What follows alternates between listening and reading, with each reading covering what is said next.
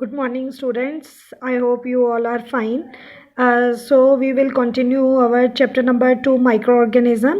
तो आज हम बेटा टॉपिक करेंगे we will do our topic new vaccine. तो आपने देखा होगा कि जब भी घर में कोई छोटा बच्चा होता है तो उसको इंजेक्शन लगाए जाते हैं. पहले उसके बर्थ के टाइम पे फर्स्ट डे पे, फिर उसको 1 मंथ 2 मंथ्स 3 मंथ्स. तो ये जो इंजेक्शन उसे लगाए जाते हैं ये उसको हार्मफुल डिसीज से प्रोटेक्ट करने के लिए लगाए जाते हैं. These are called as a vaccine. उसे हम क्या कहते हैं? वैक्सीन कहते हैं या वैक्सीनेशन भी कहा जाता है. ठीक है, इस प्रोसेस को हम लोग क्या कहते हैं? वैक्सीनेशन कहते हैं. अब ये वैक्सीनेशन बेटा होती क्या चीज़ है? इस वैक्सीनेशन में जो डिसीज़ क्रिएट करते हैं ना माइक्रो ऑर्गेनिज्म, उन डिसीज़ को ही बॉडी में डाला जाता है. ठीक है, अब जैसे ही वो disease causing micro organism body में जाएंगे तो हमारी बॉडी में प्रोटेक्टिव सिस्टम होता है WBC का, वाइट ब्लड सेल्स, जो कि एंटीबॉडीज़ को रिलीज करते हैं.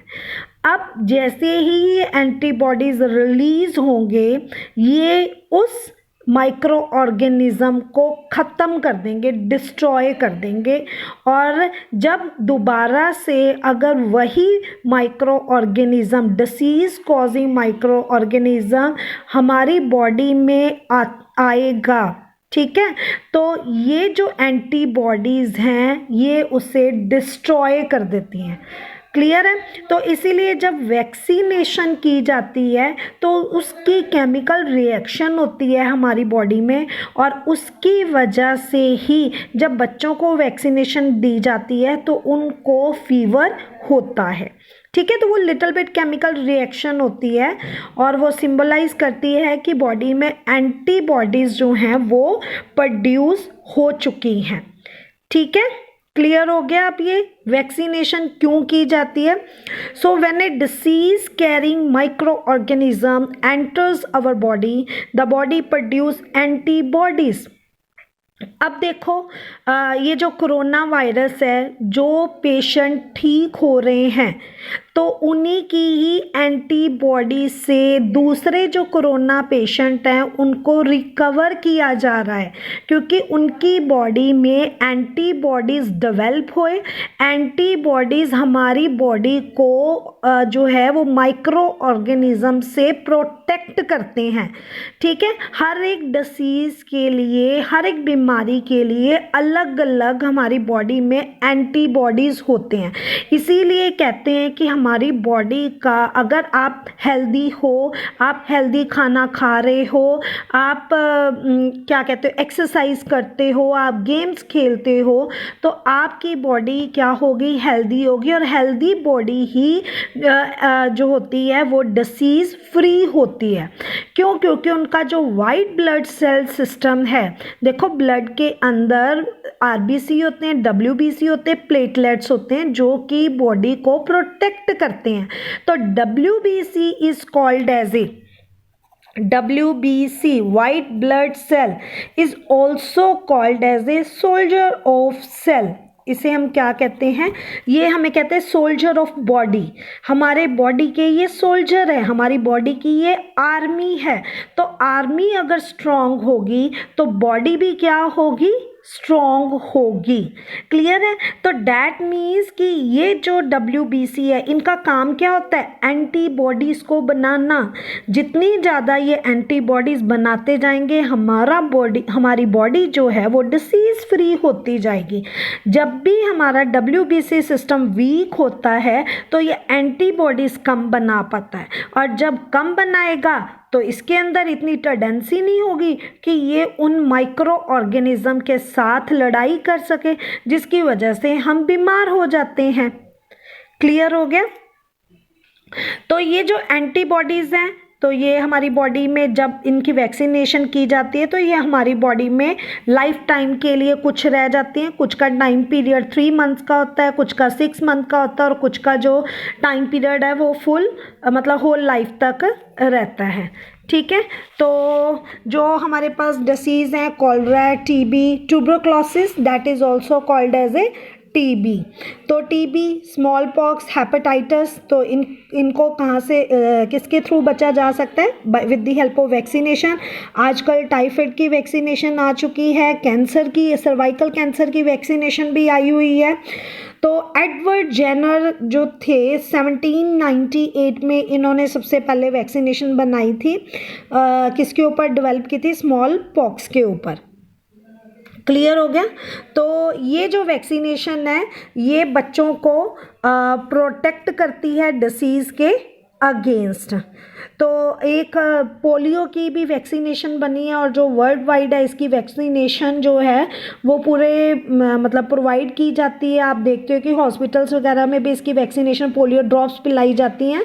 तो उसका मेन मोटिव क्या होता है? ताकि बच्चों को पोलियो जो है वो ना हो सके। ठीक है, अब देखो ये तो हमने बात की थी माइक्रो ऑर्गेनिज्म का मेडिसिनल यूज़ के बारे में। अब हम बात करेंगे कि माइक्रो ऑर्गेनिज्म जो है वो एग्रीकल्चर फील्ड में कैसे हेल्प करते हैं। अब आपको ये तो पता होगा कि हमारे एटमॉस्फेयर में सबसे ज़्यादा जो गैस है वो कौन सी प्रेजेंट है? वो है बेटा नाइट्रोजन। नाइट्रोजन कितने परसेंट जो है वो प्रेजेंट है? 78%। मतलब इतने ह्यूज अमाउंट में जो नाइट्रोजन है वो प्रेजेंट है। तो ये नाइट्रोजन जो है वो प्लांट्स को ग्रो करने के लिए नाइट्रोजन चाहिए। तो इसका मतलब प्लांट्स क्या करते होंगे? इस नाइट्रोजन को लेते होंगे, लेकिन वो कैसे इसका यूज़ करते होंगे? तो कुछ प्लांट, जैसे अब मटर की खेती कई जगह पे हो चुकी है, तो आप जिनके घरों में मटर के जो प्लांट्स हैं वो आए होंगे तो उन्होंने देखा होगा कि उस मटर के रूट्स में ऐसे छोटे छोटे नड्यूल्स बने होते हैं। ये ऐसे गांठें जिसे हम कह देते हैं, ऐसी गांठें बनी होंगी। तो ये जो गांठें हैं ना, it is called as a nodules. इसे हम क्या कहते हैं? नड्यूल्स कहते हैं। तो इन नड्यूल्स का काम क्या होता है बेटा कि ये यहाँ पे माइक्रो ऑर्गेनिज्म होते हैं, और ये जो माइक्रो ऑर्गेनिज्म होते हैं एटमॉस्फेरिक नाइट्रोजन को, जो चीज़ में इन्होंने कंज्यूम करना है, यानी कि नाइट्रेट्स में इसे कन्वर्ट करते हैं। किस में कन्वर्ट करते हैं?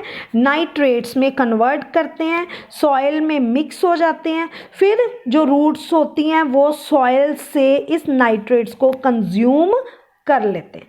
तो इस तरह एटमॉस्फेरिक नाइट्रोजन किस में कन्वर्ट होती है? नाइट्रेट्स में कन्वर्ट होती है। फिर ये प्लांट्स उसे एब्जॉर्ब करते हैं, और इसके साथ साथ जो इसके आसपास की सॉइल भी होती है वो भी क्या हो जाती है बेटा? फर्टाइल हो जाती है, क्योंकि उसको बहुत सारा नाइट्रोजन मिल जाता है। और इसके बाद कोई और ऐसी प्लांट्स की खेती की जाती है और जो क्रॉप्स हैं वो लगाई जाती हैं जिनको नाइट्रोजन की ज़्यादा नीड होती है, and this is called as a crop rotation.